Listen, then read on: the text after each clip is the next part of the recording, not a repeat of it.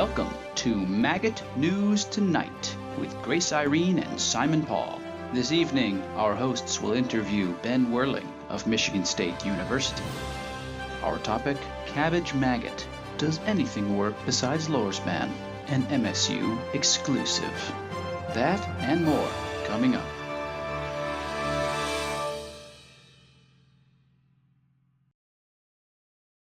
Hello, I'm Simon. Hello, I'm Gracie. Well, thank you, Simon and Grace. I'm glad to be with you today.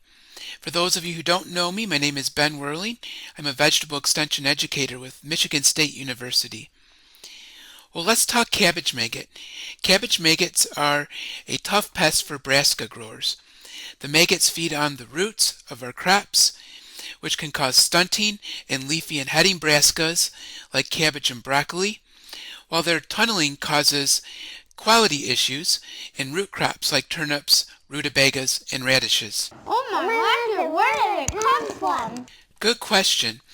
Right now, most maggots have formed pupae in the soil near where they were feeding later this summer. These pupae are brown and about the size of a grain of rice, and are the fly version of a cocoon. They'll spend this winter as a pupa.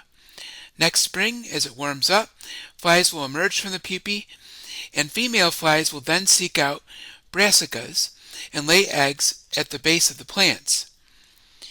At our study site in West Michigan, this spring flight of flies typically begins around late May to early May and continues on through the month of May. Egg laying by these flies typically peaks around the last 2 weeks of May. The maggots that hatch from these eggs, or the spring generation of maggots, are the ones that cause the most issues in our vegetables. How does farmers stop it from eating veggies? Well, good question, Simon and Grace. For decades, our vegetable growers have relied on the insecticide chlorpyrifos. There are many generic versions of chlorpyrifos, but this active ingredient is still best known by its trade name, which is Lorsban. Chlorpyrifos can be applied to the soil around planting time and has a long period of residual activity, so it's ideal for cabbage maggot control. But recently, chlorpyrifos has been under intense scrutiny. At the federal level here in the U.S., it remains legal to use and is not scheduled for regulatory review by EPA until 2022. However, Hawaii, California, and New York are already phasing out its use at the state level. There are other reasons to look at alternatives. In Ontario, some populations of cabbage maggot are now resistant to chlorpyrifos. Here in Michigan, it remains an effective solution in some parts of the state. But in others, growers have reported having maggot issues despite using a good rate of chlorpyrifos. What else can farmers use, Daddy? Okay, I know you're anxious for answers, so let's get to it. Let's first talk about leafy and heading brassicas, which are mostly transplanted. For these crops, I'm going to turn to work done at Cornell University in cabbage by Dr. Farouk Zaman. Dr. Zaman has found that Verimark, Radiant, and Entrust consistently reduce damage by cabbage maggot. For Verimark, a single transplant tray drench consistently provided control comparable to chlorpyrifos. Trade drenches with Entrust and Radiant also reduced damage, but they weren't as effective as Verimark. For all three products, control was improved when these transplant applications were followed up with a second application 14 days after transplant. All three products are labeled for brassicas, but Verimark is the only one labeled for use as a trade drench. Verimark also provides good early season caterpillar and flea beetle control. So, in summary, growers can use a trade drench of Verimark and consider following this up with a directed spray of either Verimark, Radiant, or Entrust 2 weeks later if they are expecting particularly high pressure from cabbage maggot. What were you doing in turnips, Daddy? Daddy, you're seeing. What were you doing? Well, for the past 4 years, Dr. Sophia Zundry and I have been working with an excellent grower collaborator to evaluate alternatives to chlorpyrifos in turnips. What worked, Daddy? Well, we've winnowed through various products to hone in on post-plant applications of Mustang Max and Verimark, which have shown some efficacy. When do you spray the horsey one? The horsey one? Oh, you guys mean Mustang Max. Well, we asked that same question in 2019. In 2019, Degree Day models predicted that cabbage maggot emergence started in early May and continued on through early June. But it predicted that peak activity only lasted for about 2 weeks in late May and early June. We wondered if growers should start making weekly applications as soon as flies emerge, or if they might be able to save sprays and only target those 2 weeks of peak activity. To answer this question, we compared 6 applications bracketing the entire spring generation to 2 that targeted peak.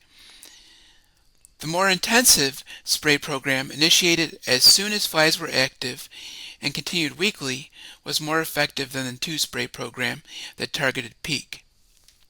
But Daddy, how do you spray it? Another good question, guys. Well, this year we wanted to see if concentrating Mustang Max right where maggots are active when they hatch improves control, or if growers can take the much more practical route and make a broadcast application with their boom sprayer. To test this year our collaborator rigged up a 3-row sprayer to treat turnips with nothing, a broadcast application at 4 fluid ounces per acre, or that same field rate but concentrated into a narrow band. The good news is the broadcast application performed just as well as the concentrated band. Does the horsey save the turnips? Well, over the past 2 years, 43 to 55% of turnips were damaged by cabbage maggot in plots treated with only Mustang Max, compared to 52 to 68% damage in plots treated with chlorpyrifos. You can see that even chlorpyrifos hasn't been holding up in our trials as well as we expected. Here's a picture from this year's trial. As you can see, Mustang Max is better than nothing, but on its own it isn't enough. Should farmers even spray the horsey? Good question. Well, in our 2018 and 2019 trials, we found that the combination of chlorpyrifos at planting time, followed up by Mustang Max in post-plant applications, gave significantly better control than either product alone. So if growers aren't happy with the control they're currently getting from chlorpyrifos, they could follow it up with Mustang Max. Our collaborator tried this program in a high-pressure spot and was happy with it. What about the other one? Well, the other product that has had some efficacy is Verimark. However, performance of Verimark was inconsistent over the first 3 years of our trials. We think this may have something to do with how Verimark works.